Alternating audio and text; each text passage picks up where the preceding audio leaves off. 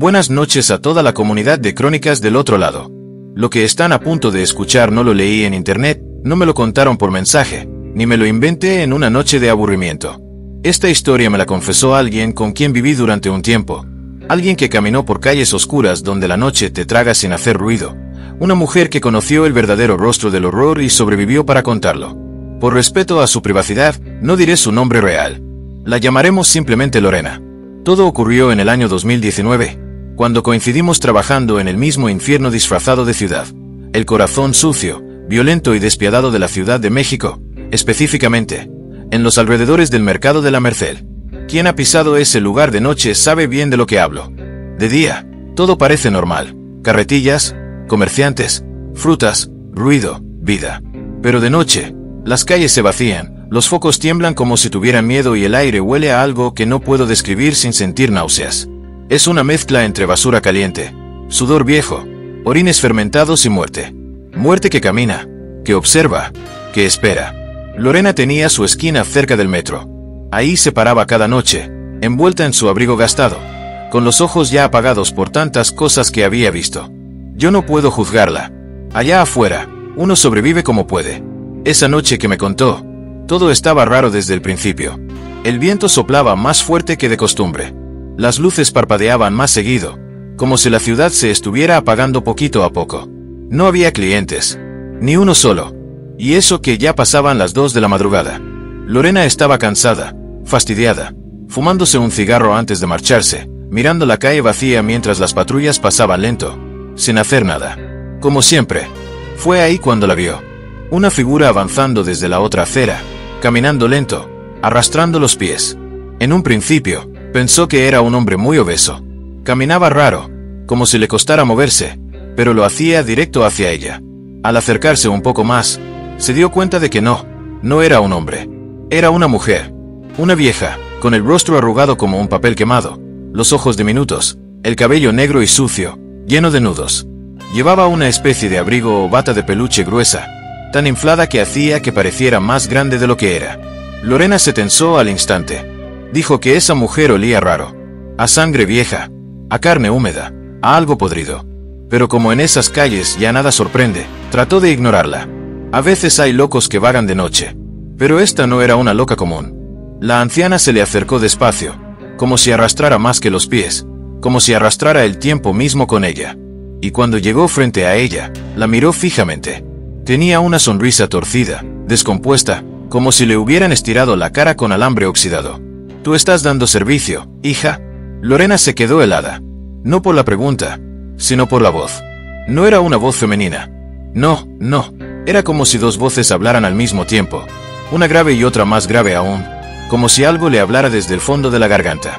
«Sí, pero no atiendo a mujeres», respondió Lorena, con tono firme. La anciana soltó una carcajada rasposa. Una risa que no era humana. «No es para mí, babosa. Es para mis 2 hijos. ¿Todavía estás trabajando o qué?» Lorena no sabía si reírse o echarse a correr, pero trató de mantener la compostura. «Si los traes, que vengan. Yo no me muevo de aquí», dijo. La vieja entrecerró los ojos, se quedó callada unos segundos, y luego soltó lo peor que pudo decirle. «No hace falta ir por ellos. Ya vienen conmigo». Lorena sintió como se le congelaba la sangre. Algo muy oscuro le erizó los pelos de la nuca. Quiso mirar a su alrededor, pensar que era una broma, algún tipo de juego sucio de algún maldito drogadicto. Pero no. La vieja, con una lentitud siniestra, se llevó las manos al abrigo y lo abrió. Lorena me dijo que no puede olvidar ese sonido. El zumbido oxidado del cierre bajando. Y luego, el horror. Dentro del abrigo no había ropa, ni bolsas, ni nada normal. Había 2 criaturas pegadas al cuerpo de la anciana, como si fueran parásitos, o peor aún, como si fueran sus hijos de verdad. Eran pequeños, como de unos 30 centímetros cada uno. La piel amarilla, arrugada, húmeda, pegajosa. Pero lo más espantoso era su rostro. Tenían caras de ancianos, con ojos negros enormes, sin párpados, sin vida, pero brillaban como si algo los habitara. Y sonreían. Dientes finos, largos, afilados como clavos de carpintero. Uno de ellos le guiñó el ojo a Lorena. El otro comenzó a lamerse los labios. «Aquí están mis hijitos. Quiero que juegues con ellos», dijo la bruja, porque ya no había duda. Aquella mujer no era de este mundo. Lorena gritó. Gritó con todo el aire que tenía en el pecho. Retrocedió y cayó de espaldas. Uno de los duendes saltó sobre ella y comenzó a tocarla. Las manos eran frías, pero no se sentían como manos humanas. Eran dedos largos, como tentáculos, que se deslizaban por su cuerpo con una lujuria demoníaca. Lorena luchó. Golpeó, pateó, gritó. Pero la cosa no se despegaba. Era como tener pegada una pesadilla. Finalmente, logró acertarle un golpe con la punta del codo. El duende chilló como rata quemada y cayó al suelo. Aprovechó para levantarse y correr. Corría con las piernas temblando, con la respiración entrecortada y el corazón a punto de explotar. No miró atrás. No podía mirar atrás. Corría sabiendo que si se detenía, iba a morir. O peor aún, iba a quedar atrapada con ellos. Con esa mujer, con esos seres, con ese mal. Esa noche, Lorena no regresó a su casa. Pasó la madrugada escondida en una bodega abandonada, temblando bajo una manta de basura y cartón. No sabía si estaba viva, si estaba dormida o si simplemente ya había cruzado al otro lado. Cuando amaneció, salió a la calle como un alma errante. Nadie la reconoció. Nadie le preguntó nada. A nadie le importaba. En ese rincón de la ciudad, los gritos se pierden en el viento, y los horrores no dejan huellas visibles. Meses después, cuando volvimos a cruzarnos, me lo contó. Me lo dijo con lágrimas en los ojos y una mirada que jamás olvidaré. Esa noche, Lorena conoció a una bruja. Una bruja que no necesitaba escobas ni conjuros. Una bruja que caminaba por las calles como cualquier persona, arrastrando a sus hijos, esos duendes que no eran de carne, sino de algo más antiguo, más oscuro. Y nunca más la viste. Le pregunté. Lorena me miró en silencio, y me dijo algo que aún me cuesta digerir. No la volví a ver, pero una noche escuché a uno de esos duendes rasguñando la puerta de mi cuarto. Ahí terminó nuestra plática. No sé qué fue de ella. Solo sé que esa noche marcó su vida para siempre. Pero esa no es la única historia. Porque en este oficio, en estas calles, el horror no viene solo una vez. Y lo que te voy a contar a continuación es incluso más aterrador. Después de lo que me contó Lorena, y de lo que me confesó Samantha en aquella madrugada, decidí que ya no podía seguir trabajando sola. Yo también andaba en ese ambiente. Sí, igual que ellas. No les voy a mentir, porque al final de cuentas, no me avergüenza. La vida te lleva por caminos que uno no siempre elige. Yo andaba en el centro, entre la Guerrero y la Doctores, por donde se juntan los callejones más podridos de la ciudad. Ahí estaba mi esquina, donde me conocían ya algunos viejos locos que de vez en cuando pasaban, o los que venían de las cantinas a buscar consuelo, aunque fuera por un ratito. Aquella noche no era muy distinta a las demás. Ya eran como las 2:30 de la madrugada. El aire estaba helado y yo ya tenía ganas de irme. Me dolían los pies de tanto estar parada, y la chamarra que llevaba no me cubría nada. Justo cuando ya me iba a mover, vi que venía un coche por la calle empedrada. Las luces apenas se alumbraban, pero algo me dijo que no era un carro normal. Era un bochito viejo, todo oxidado, y cuando se detuvo frente a mí, el motor seguía rugiendo como si no quisiera apagarse. No vi quién lo manejaba, pero la puerta del copiloto se abrió sola. Así, sin que nadie la empujara, sin que nadie se bajara a decirme nada. Yo, que soy terca como una mula, me acerqué despacio y pregunté: ¿Qué pasó, mi rey? ¿Vas a querer compañía? Silencio. Nadie contestó. Solo el ruido del motor ahí, tosiendo, como si se estuviera ahogando. Hola, insistí. Si vas a jugar, mejor busca a otra. Y justo en ese momento, las luces del bochito se apagaron. Así de golpe, todo se quedó a oscuras. Me quedé helada. Lo único que se escuchaba era mi respiración y un zumbido raro que venía desde el interior del carro. Y cuando por fin me animé a asomarme, lo juro por mi madre, lo que vi no era de este mundo. Sentado en el asiento del conductor estaba un hombre. Bueno, un cuerpo. No tenía rostro. Solo una especie de masa negra. Como humo, como ceniza. Pero lo peor no era eso. Lo peor eran las manos. Largas, delgadísimas, como de ramas secas, con uñas negras y filosas. Tenía una cadena en una mano, igualita a la que le dieron a Laura. Y al verme, movió la mano como si me la ofreciera. Pero cuando di un paso atrás, la cosa esa giró la cabeza sin tener cuello. Me estaba mirando aunque no tuviera ojos, lo sé. Se sentía esa maldita mirada pegada a mi alma. Yo corrí. No pregunté nada. Me eché a correr como nunca en mi vida, pero el carro arrancó sin que nadie tocara el volante. Las llantas chillaban como si el diablo mismo lo empujara. Y venía tras de mí. No me alcanzó porque me metí a un callejón estrecho que apenas conocía, y me escondí detrás de unos botes de basura.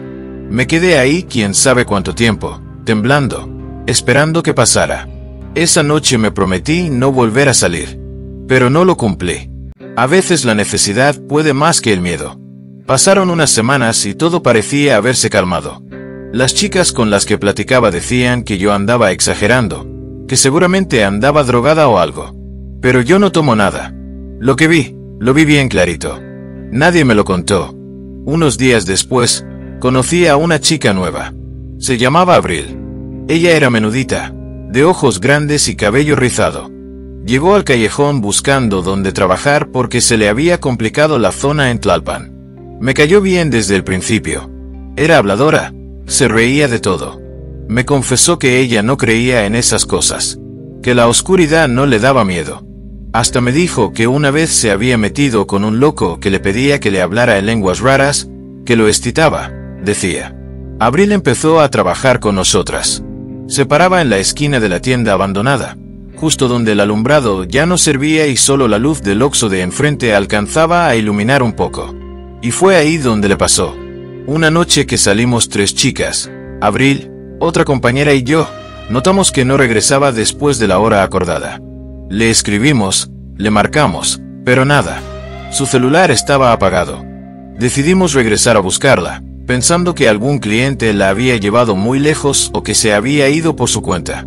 Pero cuando llegamos a la esquina, ahí estaba su bolsa, tirada, abierta, el maquillaje regado por el suelo y sus tacones a medio metro de distancia. No había rastro de ella. Llamamos a la patrulla, pero no nos hicieron caso. Dijeron que seguramente se había ido con un cliente o que se trataba de un pleito. Ya saben cómo son. Pero nosotras sabíamos que no era eso. Abril jamás se iba sin avisar. Era valiente, sí, pero también era muy cuidadosa. Esa noche no dormí. Y cuando amaneció, supe que tenía que volver. Aunque me muriera del miedo, tenía que saber qué había pasado. Regresé sola a la esquina. Me paré justo donde ella se solía parar. Y me quedé ahí, quieta, sin decir nada. De pronto, el ambiente se puso helado. El aire me calaba los huesos y el ruido de los carros se volvió lejano. Sentí que algo me observaba. No veía nada, pero se sentía. Como si cientos de ojos me clavaran la mirada al mismo tiempo. Fue entonces cuando la vi. Una sombra. No era un hombre, ni una mujer. Era una silueta negra, como de humo denso, que se arrastraba por la pared del edificio abandonado. Primero pensé que era un vagabundo o algún loco, pero no. Aquella cosa se movía como una serpiente, pero tenía piernas y brazos. Y lo más aterrador, una cara. Una cara blanca como papel, sin boca, sin nariz. Solo 2 hoyos donde debían estar los ojos. Y desde esos hoyos salía un humo negro que se retorcía como si tuviera vida. La figura me señaló. Solo eso. Me señaló. Y en mi cabeza escuché una voz. No tenía boca, pero la voz se metió en mi mente, como si me hablara dentro del cráneo. La que falta eres tú. Me eché a llorar. Me arrodillé en plena banqueta, con el cuerpo temblando. Pero la figura no se movió más. Se desvaneció como si fuera polvo. Y en su lugar, quedó algo tirado. Algo que me dejó helada. Era el arete de Abril. Uno de esos que ella misma me dijo que había comprado en el centro, con una piedra azul al centro. Yo misma lo reconocí. Esa cosa se la había llevado. Desde ese día no volví a trabajar. Me fui del centro, me mudé con mi tía al Estado de México y traté de empezar de nuevo. Pero hay noches como esta, donde el viento sopla raro y las luces titilan, que juro que siento esa misma presencia. Esa voz. Ese señalamiento. Y sé que no se ha terminado, porque cuando algo del otro lado te elige, ya no hay forma de escapar. Crónicas del otro lado. Si creen que esta historia termina aquí, están muy equivocados. Lo que viene después es aún más oscuro. La lluvia cesó por completo al atardecer. Un silencio espeso se apoderó del campamento, como si la naturaleza misma contuviera la respiración. El aire olía a humedad, a madera podrida y algo más, un olor sutil, pero perturbador, que no habíamos sentido antes: azufre. Nos miramos sin decir palabra. Lo sabíamos. La criatura seguía cerca. Tal vez nunca se había ido. Los días anteriores habíamos reforzado las barricadas improvisadas, cavado zanjas, recogido piedras y elaborado antorchas con tela y grasa animal. También habíamos dormido por turnos cada vez más breves, porque las noches se hacían interminables. Cada crujido del bosque, cada aullido lejano, nos robaba horas de descanso. Esa noche, cuando la oscuridad se tragó el último hilo de luz, lo supimos. Iba a regresar. Yo estaba con Ignacio y Marta, sentados en círculo alrededor del fuego, cuando el primer grito nos sacudió. ¡Ah! Fue desgarrador, proveniente de la parte norte del campamento. Saltamos en seco. Era Raúl, uno de los más fuertes del grupo. Salimos corriendo, pero lo que encontramos nos dejó paralizados. Su tienda estaba destrozada. Sangre salpicaba las hojas. No había cuerpo. Solo un rastro que se perdía entre los árboles. Un rastro arrastrado. No podemos ir tras él, gritó Marta, cuando Ignacio dio un paso al frente con el machete en mano. No pienso dejarlo morir solo, gruñó él, y sin esperar respuesta, se adentró en la maleza. Yo dudé apenas unos segundos, pero lo seguí. Sabía que era una locura, pero también sabía que Ignacio no volvería sin ayuda. Marta se quedó gritando nuestros nombres. El bosque era un laberinto de sombras.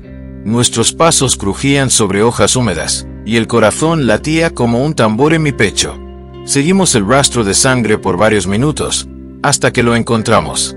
Raúl estaba colgado boca abajo, suspendido por una liana que no parecía natural. Tenía el rostro desgarrado, los ojos abiertos, pero sin pupilas. Vacíos. Ignacio se acercó a cortar la cuerda, y entonces lo vimos. Detrás de un árbol, apenas visible en la penumbra, una figura alta, encorvada, con piel como cuero viejo y garras largas como cuchillos. No tenía ojos, solo un rostro liso, sin boca ni nariz, pero sí lo escuchamos respirar. Un resuello grave, como si aspirara nuestras almas. No tuvimos tiempo para pensar. La criatura saltó hacia nosotros con una velocidad inhumana. Ignacio levantó el machete y lo hundió en su hombro. Un chillido sobrenatural sacudió el bosque. Yo lo jalé del brazo y corrimos. Dejamos a Raúl, dejé caer mi linterna. Solo corrimos. Corrimos como nunca antes, tropezando, cayendo, arañándonos con ramas. Detrás de nosotros, los árboles crujían. Algo enorme se movía, furioso. Llegamos al claro donde estaba el campamento, jadeando, con las ropas rotas y el terror pintado en el rostro. Nos vio, gritaba Ignacio. Ya no es un juego, ya no es una leyenda. Todos nos rodearon, y por primera vez entendieron. Ya no se trataba de sobrevivir en la selva, se trataba de sobrevivir a eso. Las horas siguientes fueron de histeria. Algunos querían correr, dejar el campamento y adentrarse selva adentro. Otros querían esperar, resistir. Yo solo pensaba en lo que vi, en la mirada vacía de Raúl, y en la respiración de esa cosa que parecía alimentarse de miedo. Entonces se me ocurrió una idea. Escúchenme, vamos a hacerle una trampa, dije. Todos se callaron. ¿Una qué? Tú estás loco, me respondió un tipo que casi no hablaba desde el accidente. Una trampa. Si esa cosa vuelve por nosotros, que encuentre una bienvenida. Y así lo hicimos. Colocamos carnada, sangre de uno de los jabalíes que habíamos cazado días antes. Plantamos lanzas en el suelo, oculta entre la maleza. Colgamos campanas improvisadas para detectar movimiento. Todos teníamos antorchas y aceite. Era una locura, sí, pero era nuestra única oportunidad. La noche cayó de nuevo. Fue la noche más larga de nuestras vidas. Nos escondimos entre las carpas, todos armados. Las antorchas iluminaban círculos temblorosos de fuego. El campamento estaba en silencio, hasta que sonaron las campanas. 1, 2, 3, todas al mismo tiempo. Y entonces salió del bosque. Majestuosa, horrible, desafiando toda lógica. Caminaba como si flotara, con las extremidades alargadas, como ramas negras. Sus garras chorreaban algo oscuro. Y su rostro, ahora sí tenía boca. Una hendidura que se abría verticalmente, como si partiera su cabeza en dos. Nos miró, a todos, y atacó. Todo fue caos. Las lanzas se activaron, pero solo lograron herirla levemente. Ignacio le arrojó aceite, y yo lancé la antorcha. Las llamas envolvieron a la criatura. Chilló. Un chillido que partió la noche, que hizo sangrar los oídos. Y entonces, corrió. Corrió en llamas hacia el bosque, rompiendo árboles, dejando fuego a su paso. El bosque ardió. El cielo se iluminó con rojo y naranja. La criatura desapareció. No sabemos si murió. Solo sabemos que no regresó. A la mañana siguiente, el humo cubría todo. La selva ardía en varios puntos, y nosotros solo teníamos lo opuesto. Perdimos todo. Una patrulla militar nos encontró 2 días después. Solo sobrevivimos 7. De los 20 que éramos. Nos interrogaron. Nadie nos creyó. Dijeron que fue un ataque animal, que el incendio fue por tormenta eléctrica. Pero nosotros sabemos la verdad. Lo que vimos no era humano. Yo no regresé nunca más a esa selva. Ignacio sí. Dije que no descansará hasta saber qué era esa cosa. Si aún vive, o si hay más. Marta se fue del país. Nunca volvió a hablar del tema. Yo escribo esto como advertencia. Si alguna vez te pierdes en lo profundo del sur de México, y sientes que alguien, o algo, te observa, corre. No mires atrás. Y nunca enciendas fuego en medio del bosque. Atrae cosas que no deben despertar. Gracias por llegar hasta el final de este relato. Si te gustó esta historia de supervivencia extrema, dale like, comenta qué fue lo que más te impactó, y comparte con quien no crea en lo sobrenatural.